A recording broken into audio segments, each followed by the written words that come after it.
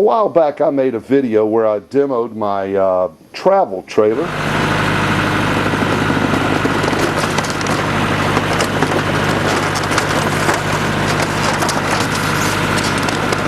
All I have left to do now is to clean the carcass. I did find the inverter. I'm trying to decide whether I'm going to keep that fuse panel. Okay, this phase of the project is over. But first, I've had an upgrade to my battery bank, so let's look at that real quick. My portable solar power system is now 7 years old, and it started out as a 4 battery bank, 4 L16 batteries, and now I'm a 6 battery bank. The 2 batteries you see on the far right are now the oldest of the batteries. Those are the 2 that I bought when I went from a 4 battery system to a 6 battery system. Those are 2.5 years old. The battery right here I bought about 1.5 years ago when I had a battery go bad. And the other 3 batteries that you see, this one, and this one, are all new. I replaced those last month. So we have the Progressive Dynamics RV charger and the add-on contraption called a Charge Wizard. Here's a little explanation on exactly what a Charge Wizard is and what it does.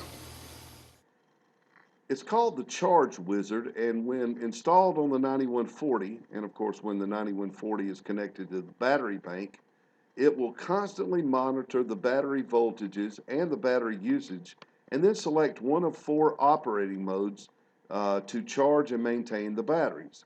The first mode is the boost mode, and it operates at 14.4 volts.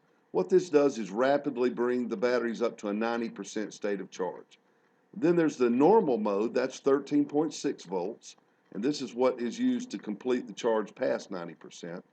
And then there's a storage mode at 13.2 volts, and that maintains the charge with a minimal amount of gassing and water loss. And then every 21 hours, it will enter into the equalization mode at 14.4 volts, and this of course helps with desulfating the batteries. Well, I really don't have room to mount the charger on the inverter shelf or on the control panel for the battery box.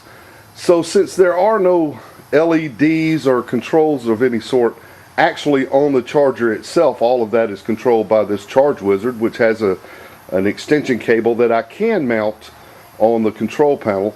I think I'm just going to mount this right here on the side of the battery box, and I think that'll work out just perfect. Now, installing the Charge Wizard is very, very simple. You simply take this screw out right here, and the Charge Wizard plug, which has a place where you can put the screw back in, simply plugs right into the notch here, and all you have to do is replace this screw, and it's just that easy. Few things when you build these types of systems are this easy, and this is just one of those simple things. Now I will go ahead and plug the charger in, and you see I have an indicator on the Charge Wizard. I'm going to be using 8-gauge wiring to go from the battery charger to the batteries, so I'm going to go ahead and tin the ends of these wires so I can put my battery lugs on.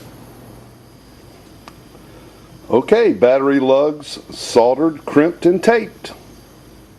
Okay, it is installed. I have it turned on, and you can see the Charge Wizard up there blinking, and I've just had it plugged up for about 1 minute, and I'm going from 12.6 to 12.9, so it is climbing quickly.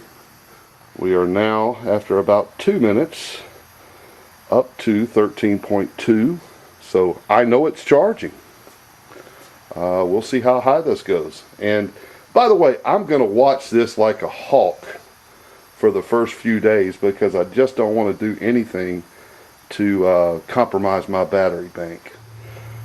Okay, after a couple of minutes now, it seems to have leveled out at 13.5, and when I look at the documentation for the Charge Wizard, And just to back up a step, the Charge Wizard doesn't have an LCD readout to tell you voltage or which of the 4 modes it's in. It has a different way of blinking that light.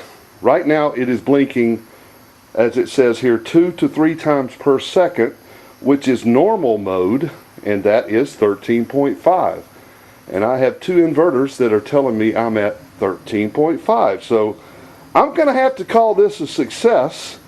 I may even intentionally drain my batteries tonight to, put some pretty heavy loads on them to see if it will kick into boost mode, which is supposed to take it up to 14.4 volts, and then of course in 21 hours it's gonna do an equalization. So this is just good news for me as someone who lives on the grid but maintains a battery bank manually. In other words, I don't roll my solar panels out of the basement outside every day. I have a portable solar array, and it's just much easier for me to charge these batteries manually than roll the solar panels out each day. And this method right here with this smart charger that stays hooked up all the time, I think that I'm going to have the healthiest batteries that I've had in the 7 years of having this system.